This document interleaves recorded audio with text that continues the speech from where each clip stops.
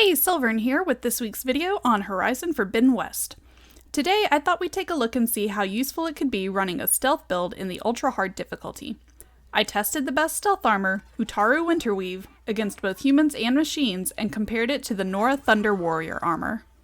To start with, it's obviously highly encouraged to have the entire Infiltrator skill tree maxed out, as it gives you plenty of increased stats that are helpful to making you a snack, such as boosted damage to silent strikes and stealth ranged attacks, along with having the ability to have quieter movements in melee attacks, and lowered visibility to enemies. You can even recover health when using silent strikes, which could be incredibly helpful in certain situations like longer fights where you could be running low on supplies to heal yourself with. Out of the two Valor Surge options on the skill tree, the one to take into higher consideration is the Stealth Stalker.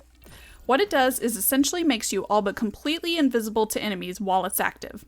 It's best to use it for sneaking around and planning your attack, not necessarily fighting, because once you aim a weapon or use a melee attack, it will temporarily deactivate.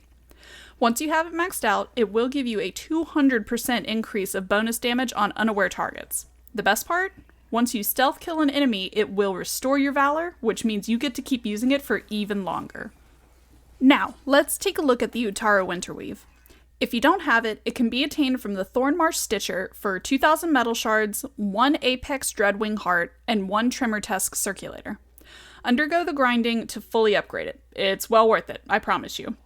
You can see here the bonuses you get from having it maxed out, and you have 2 weave slots to work with. My recommendation is to fill them with the best stealth ranged and silent strike weaves that you have. The stronger those sneak attacks, the better. Take a look here at these fire bristlebacks. While wearing the Utaru Winterweave, I'm able to crouch walk right up into its face without ever being detected. On the other hand, when I'm wearing the Nora Thunder Warrior, I'm still easily spotted by one of the other ones that are nearby.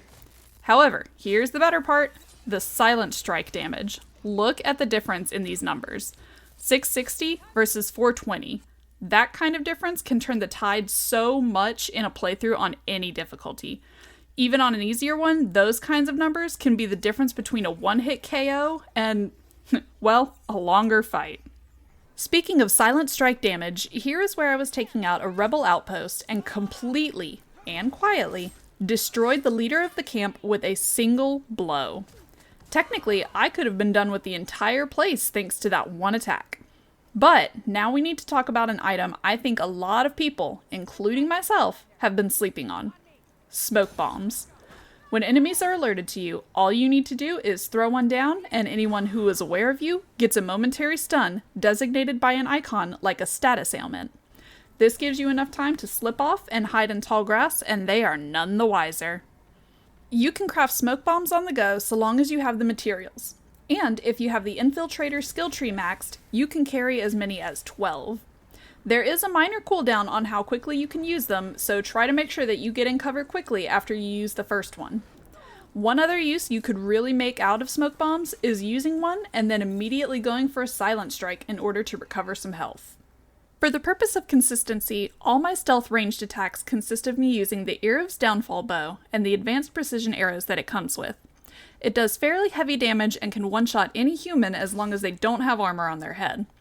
The damage numbers are still quite different when I attack from within stealth, thanks to the added bonuses I get from the armor and its weaves we equipped. Another important thing to note, when I attack from stealth with the Utaru Winterweave, I never get detected by the machines no matter how close they come.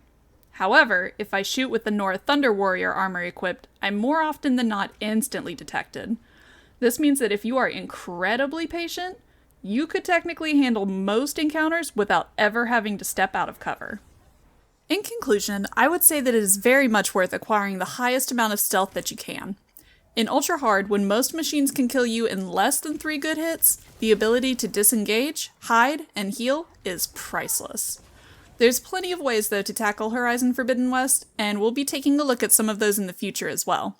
But until then, thanks for sticking with me to the end, because as we all know, time is shards.